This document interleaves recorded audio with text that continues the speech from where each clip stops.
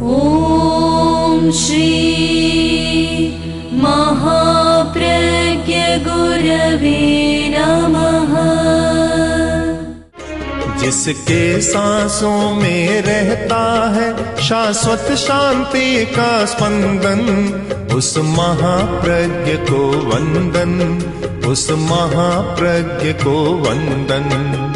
सत्य अहिंसा अनेकांत को अर्पित जिसका तन मन, उस महाप्रज्ञ को वंदन, उस महाप्रज्ञ को वंदन। जिसके सांसों में रहता है शाश्वत शांति का स्पंदन, उस महाप्रज्ञ को वंदन, उस महाप्रज्ञ को वंदन।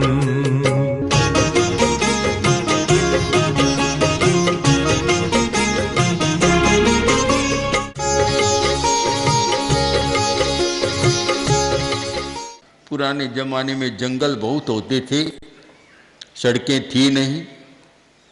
अब उन जंगलों का रास्ता पार करना बड़ा कठिन था, तो वह दुर्ग बन जाता कि जहाँ जाना ही मुश्किल है, पार करना मुश्किल है। शायद दुर्ग शब्द से अब लोग इतने परिचित नहीं रहे, क्योंकि जो गढ़ कोट किले बनते थे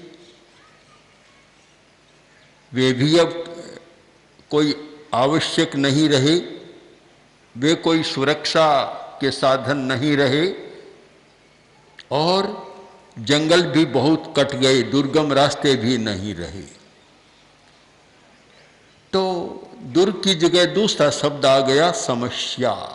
समस्या समस्या भी तो दुर्ग है, उसे पार पाना बड़ा मुश्किल है। और जीवन में न जाने कितनी समस्याएं आती है, आती नहीं, मनुष्य स्वयं समस्या का निर्माण करता है। मकड़ी को यह पता कब होता है कि मैं अपने लिए एक जाल बिछा रही हूं और उसी में फंस जाऊंगी, उसको पता नहीं होता। तो आदमी को भी ये पता नहीं होता कि मैं स्वयं समस्या को गढ़ रहा हूं, उसका निर्माण कर रहा हूं, और उससे निकलना मेरे लिए बड़ा मुश्किल हो जाएगा। तो हम समस्या को दुर्ग भी मान लें, समस्या भी दुर्ग है। एक सुंदर प्रकरण है महाभारत का कि दुर्गा न्यति तरंती ते, कि दुर्ग को कौन पार कर सकता है। वर्तमान के संदर्भ में कहें तो समस्या को कौन पार कर सकता है। समस्या में उलझ जाता है, पार करना बड़ा मुश्किल होता है। एक प्राकृतिक समस्या है, आदमी प्रयत्न करता है, पार भी पा जाता है, किंतु अपने हाथों कुछ ऐसी समस्याएं पैदा की जाती है कि उनका पार पाना बहुत कठिन होता है। कुछ भाई आए हमारे पास और बोले कि हम तो फंस गए, फेरा में फंस गए। प्याह का फेरा अलग होता है और यह सरकारी फेरा अलग होता है। फेरा में फंस गए यानी विदेशी मुद्रा के घोटाले में फंस गए और अब निकलना बड़ा मुश्किल हो रहा है। पहले तो वह गड़बड़ किसने की, समस्या पैदा किसने की? अपने ही लोभ या अज्ञान या अविवेक ने समस्या पैदा की। आदमी को जीविका का काम करना होता, पर ऐसा तो नहीं करना चाहिए कि जहाँ इतना माया कपट करना हो। बहुत बार ऐसा होता है कि बच जाता है, छलना कर माया कपट कर बच जाता है, पर उस सच्चाई को भी नहीं भूलना चाहिए कि 100 सुनार की एक लुहार की। कहावत है, बहुत अच्छी कहावत है, शिक्षाप्रद बात है कि 100 सुनार की, सुनार चोट देता 100 लोहार एक में ही सारा काम कर देता है। तो कभी कभी एक बार ये ऐसा फंसता है तो मैंने देखा कि उस समस्या में उलझा हुआ आदमी एक तो शायद दुनिया में रहा नहीं होगा, इतना एक दुखी बन गया था। कुछ लोग हैं और भी बहुत सारे लोग आते हैं ऐसे, कोई फेरा में फंसता है, कोई इनकम टैक्स में फंसता है, कोई रेड में फंसता है, ऐसे फंसते जाते हैं, फंस रहे हैं। फंसने के बहुत सारे मकर जाल हो गए, पर यह समस्या पैदा कौन कर रहा है? आदमी स्वयं कर रहा है। और समस्या पैदा करने का एक कारण है ये माया जाल। जो माया जाल बिछाता है, गलत तरीकों से कुछ पाना चाहता है और वह मिलता नहीं तो फिर माया जाल रचता है और उसी जाल में स्वयं फंस जाता है। एक सुंदर बात कही कि ये दंभा नाचरन्ति ते। जो आदमी दंभ का आचरण नहीं करता वह दुर्ग को तर जाता है। दंभ का आचरण करता है यानी माया जाल का प्रयोग करता है, फंस जाता है। फंसते हैं लोग बहुत सारे। एक कोई बड़ा धनी आदमी था, बहुत बड़ा धनी, परंतु धन धोला धन नहीं था, काला धन ज्यादा था। एक दिन अचानक 5-4 व्यक्ति आए, जहाँ सेठ बैठा था, व्यापारी बैठा था, दुकान पर आए। उसने भी देखा कोई अच्छे आदमी लगते हैं तो उसने भी कहा आइए बैठिए, स्वागत किया, बिठा लिया। बातचीत शुरू हुई। कहिए आप कैसे पधारे हैं? कभी एक काम से आए हैं। क्या काम है? कि हमारे लड़की है और हमने सुना कि तुम्हारे बहुत अच्छा लड़का है, हम कोई शादी संबंध करना चाहते हैं, इस दृष्टि से आए। जब शादी संबंध की बात आई तो माया जाल और ज्यादा आगे बढ़ गए। पता नहीं आदमी का क्या लोभ है, कुछ पता ही नहीं लगता। अपने हाथों पर भरोसा नहीं है और यह शादी विवाह के संबंध में दहेज का प्रश्न आता है, वहाँ सुरसा का मुंह बन जाता है। पता नहीं कैसे एक सांप पूरे बंदर को निगल गया। अजगर होते हैं, अजगर तो आदमी को भी निगल जाते हैं, बंदर को भी निगल गया। तो हमारे एक मुनि ने कहा कि मुंह कितना बड़ा होगा, फिर बंदर को निगल गया तो मुंह कितना चौड़ा होगा। अजगर का मुंह चौड़ा होता है, औरों का होता है, पर यह लोभ का मुंह जितना चौड़ा है उतना बड़ा चौड़ा मुंह तो शायद किसी का नहीं है। सबको निगलने को तैयार है, कोई भी बसता नहीं। हाथी आओ, चाहे हाथी से बड़ा कोई आ जाए, चाहे डायनासोर आ जाए पुराने जमाने का, सबको निगलने को तैयार है। तो बोला देखिए लड़का है, अच्छा है, आप ठीक आए हैं, पर अभी शादी इसकी सगाई करनी नहीं है। आपको पता है कि मेरे पास बहुत आते हैं, मेरे पास 5-5 करोड़ का दहेज देने वाला आ गया, फिर भी मैंने इनकार कर दिया कि अभी नहीं करना है। मतलब 5 करोड़ की बात तो आ गई, अब इससे आगे कोई आप आए तो फिर बात करें, अभी मुझे करना नहीं है। तो वे बोले साहब देखिए कि अगर जच गया तो 5 करोड़ तो है तो बहुत ज़्यादा, पर हम आपको 10 करोड़ भी देने को तैयार है। बोला ठीक बात है, पर आप जानते हैं मेरा, आप जानते नहीं कितना बड़ा व्यापार है। अब अपना बखान करना शुरू किया, मेरा इतना धंधा चलता है, साल की हर वर्ष की मेरी पैदा है 20 करोड़ की। तो अब जो इस हिसाब से आप देखें तो आपको कितना क्या करना है, क्या करना है। इतना लंबा चौड़ा बखान दिया कि शायद साधु भी इतना बड़ा उपदेश नहीं देता, इतना वर्णन कर दिया, खूब दिया। और अब जब आदमी जोश में आता है, आवेश होता है, और इतना आवेश में आ गया, सोचा कि जितना इनको बताऊंगा उतना ही दहेज मुझे ज़्यादा मिलेगा। लोभ का आवेश इतना भयंकर बना कि बस नहीं कर सका, अपने को कंट्रोल में नहीं रख सका, उठा और भीतर गया और सारे बही खाते लार पटकी। आप देखिए सही मेरा क्या धंधा है, क्या चल रहा है। आने वालों ने थोड़ा देखा, इतने में बजी बिगुल, छिट्टी बजी और चारों तरफ पुलिस का घेरा हो गया। बोले शेठ साहब हमें कोई शादी नहीं करनी है, हम तो आपके रेड करने आए हैं सर। अब तो सारा दहेज पूरा हो गया। सब जब्त, वही खाते जब्त, सारा जब्त। अब तो बहुत घबराया, समस्या में फंस गया। अब ये आप सोचिए, समस्या पैदा किसने की? क्या कोई बाहर से आई समस्या? हम अपने व्यवहारों का विश्लेषण करना सीखें, अपना व्यवहार का विश्लेषण करें कि समस्या हम कैसे पैदा करते हैं।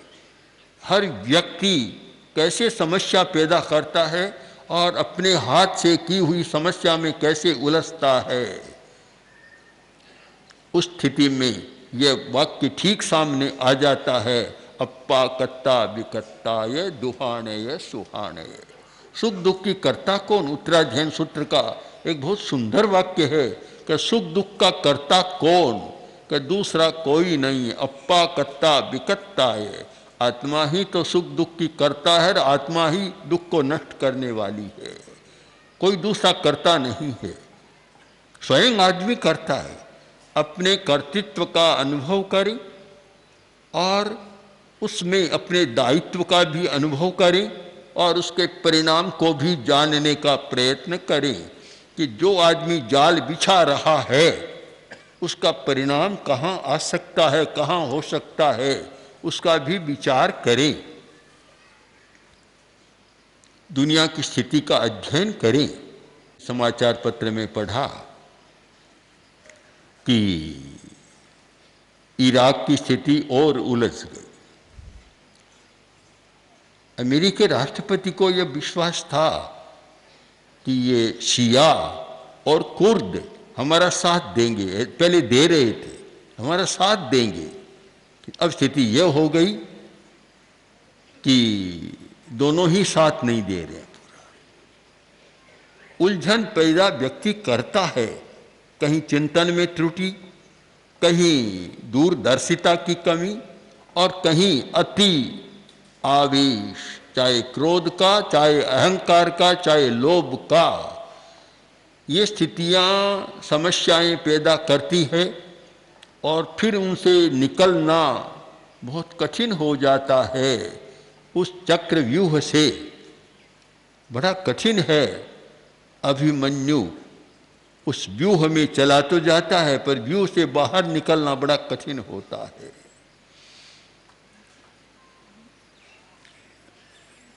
उलझ गया और अब बंधन में आ गया, स्वयंकृत बंधन। अगर इतना जल्दी आवेश में आकर अपना इतना बड़ा परिचय नहीं देता तो शायद नहीं उलझता, पर अपने हाथों ही तो उलझ गया। तो ये दंभ है, मायाचार है। आदमी करता रहता है, सोचता है कि बच गया बच गया बच गया बच गया बच गया, पर कभी ऐसा होता है कि बचता ही नहीं है, समूचा ही गड्ढे में चला जाता है। तो ये ठीक कहा, एक अनुभव की वाणी है कि ये दंभान नाचरंती, जो दंभ का आचरण नहीं करते यानी माया जाल का आचरण नहीं करते, सीधा सरल काम रखते हैं अपना, वे आदमी समस्या का पार पा जाते हैं। मायाचार करने वाला कभी समस्या का पार नहीं पाता। लगता है एक समस्या का पार पा गया तो दूसरी समस्या में उलझ जाता है। ये जितने भी भ्रष्टाचार होते हैं सब माया के साथ होते हैं। बिना माया का जाल बिछाए तो कोई बड़ा भ्रष्टाचार हो नहीं सकता, पर कभी कभी फंस जाती है। स्वयं शिकायत आई कि वह रिश्वत बहुत लेता है, भरोसा नहीं हुआ कि अच्छा आदमी है, फिर भी बार बार शिकायत आ रही है। तो फिर स्वयं जो बड़ा अधिकारी था वेश बदल कर वहाँ गया और काम नहीं हो रहा था। उसने रिश्वत की बातचीत की तो काम हो जाएगा, विश्वास मिला। 50,000 देना था, लेकर ही गया था। ये 50,000, इधर तो 50,000 रुपये ले रहा है, इधर ये दे रहा है, और इतने में पुलिस का घेरा हो जाता। ये सारे व्यवहार क्यों होते हैं? कि मायाचार, कपट के बिना ऐसा होता नहीं और कपट सदा चलता नहीं है। एक दिन अंत आता है, सारा भेद खुल जाता है और स्थिति सामने आ जाती है। वे समस्या का पार नहीं पा सकता। माया जाल बिछाने वाला समस्या में उलझता है और माया का आचरण नहीं करने वाला ते दुर्गानि तरन्ति ते, वे दूर को तर जाते हैं, समस्या का पार पा जाते हैं। ये साम वृत्तिष्ठ संयता, जिनकी वृत्ति संयत है वे दूर को तर जाती है। आजीविका वृत्ति, आजीविका जिनकी वृत्ति संयत है, यानी आजीविका के जो साधन हैं वे विवेकपूर्ण हैं और संयम के साथ करते हैं, छलांग नहीं लगाते। छलांग लगाने वाले समाप्त होते। पता नहीं कितने लोग हमारे पास भी आए कि पास में था सारा खो दिया, अब कुछ देने को है नहीं, कर्जे का भार भी सहन नहीं कर सकते, बदनामी भी हो रही है, अब आत्महत्या के सिवाय सामने कोई रास्ता नहीं। तो हमने कहा कैसे, क्यों किया? कि छलांग लगा दी, शहर में इतने आगे चले गए, अब इतना हो गया कि कुछ कह नहीं सकते। वृत्ति का विवेक होना बहुत जरूरी है, आजीविका जरूरी है। एक सामाजिक आदमी आजीविका के बिना कोई काम नहीं चला सकता। पेट भरने के लिए, परिवार को चलाने के लिए, गृहस्थी को चलाने के लिए उसे आजीविका यानी पैसा की जरूरत है। पैसा कमाएगा, पर पैसा कमाने का भी तरीका संयत होना चाहिए। बड़ा अच्छा शब्द है संयत, यानी संयम पूर्वक कार्य होना चाहिए।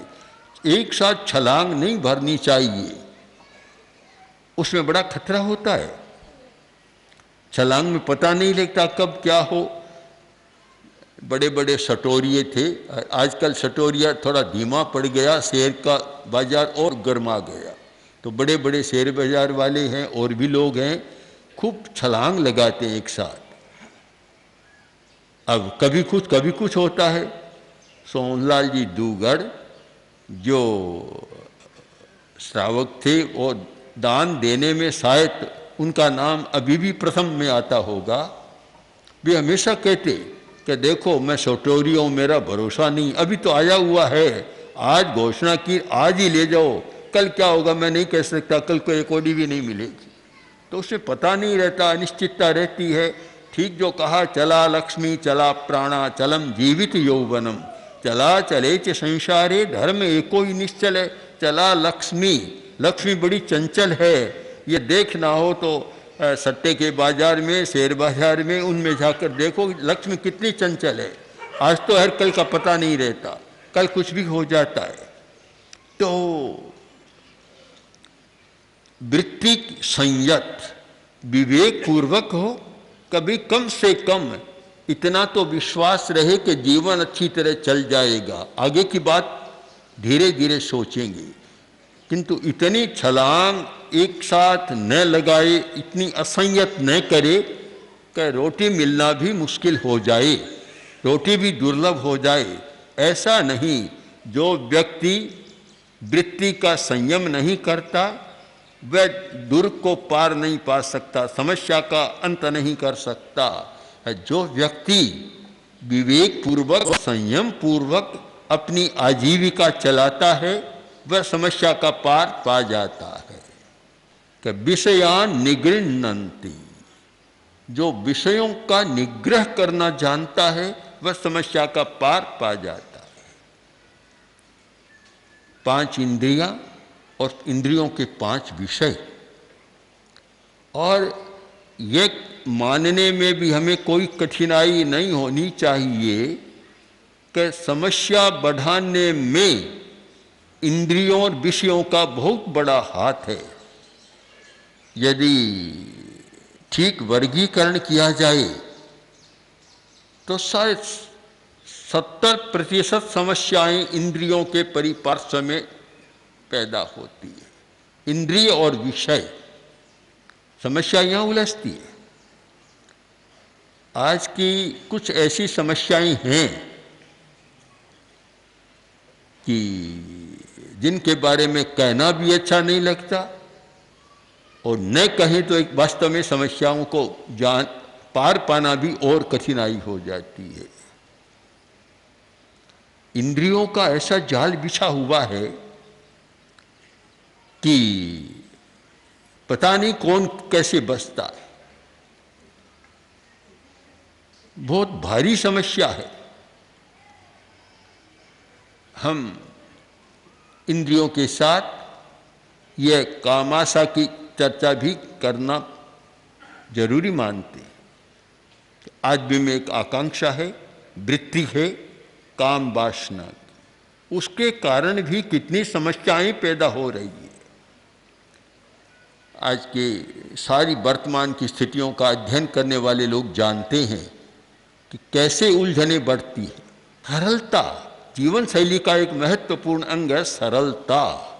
दूसरा है कि आवश्यक कार्य, यानी आजीविका के लिए भी आवश्यकता भर बहुत बड़ा बनने की बात न सोचें। एक आज होड़ हो गई कि बड़ा बनना है, प्रथम नंबर का बनना है, या उस पंक्ति में सूची में जाना है, होड़ लग गई।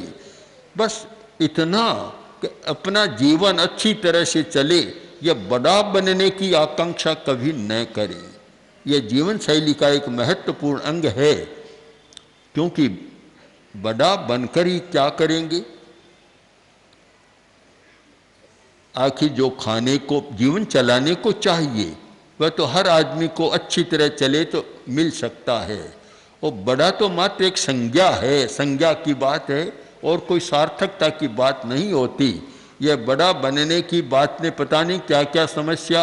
एक बड़ा उद्योगपति बहुत मामलों में फंसा हुआ था, तो मैंने उससे पूछा तुमने इतने अड़ंगे क्यों किए, अब इतने उलझ गए हो कि क्या करूं। मेरे मन में आ गई कि मुझे हिंदुस्तान का नंबर 1 उद्योगपति बनना है, बस उसने मुझे फंसा दिया सारा। तो ये अनावश्यक बड़ा बनने की बात नहीं, अपने संयम के साथ चलने की बात को सीखें। जीवन शैली में निग्रह की शक्ति होनी चाहिए, निग्रह कर सके, हमारी निग्रह की शक्ति होनी चाहिए। इसलिए कि हम कैसे इनको व्यवस्थित करें और कैसे जीवन में आने वाली समस्याओं का पार पाकर और आनंद और शांति के साथ जीवन जी सकें। सबसे बड़ी बात है शांति और आनंद। बस जिस व्यक्ति ने जीवन में शांति का अनुभव किया उसका जीवन सफल है, जिसने आनंद का अनुभव किया सफल है। रात दिन तनाव से भरे रहना, नींद की गोलियां लेते रहना, डॉक्टर की शरण में 24 घंटा रहना, यह कोई अच्छा जीवन नहीं होता।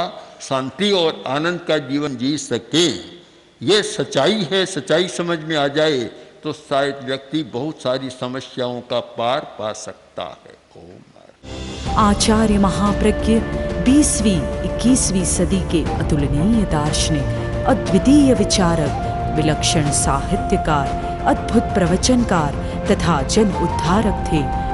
उनके सृजनशील चिंतन कल्याणी वाणी ने प्रत्येक व्यक्ति के हृदय में एक स्थान बनाया।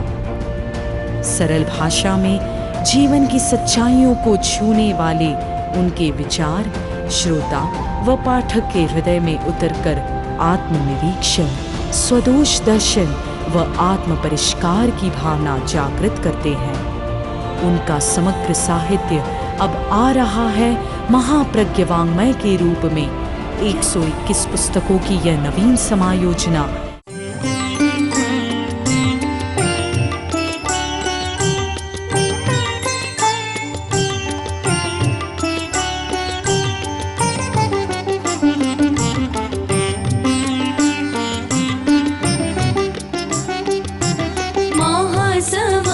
महाप्रज्ञ गुरुवर अर्घ्य आस्था काय चढ़ाए, अमल ध्यानी विशद ज्ञानी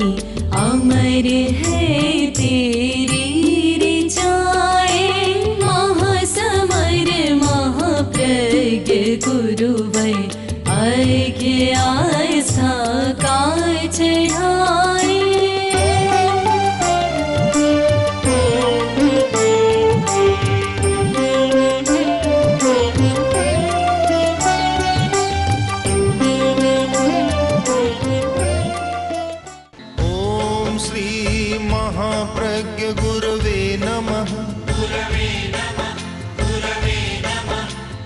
ओम श्री महाप्रज्ञ गुरवे नमः।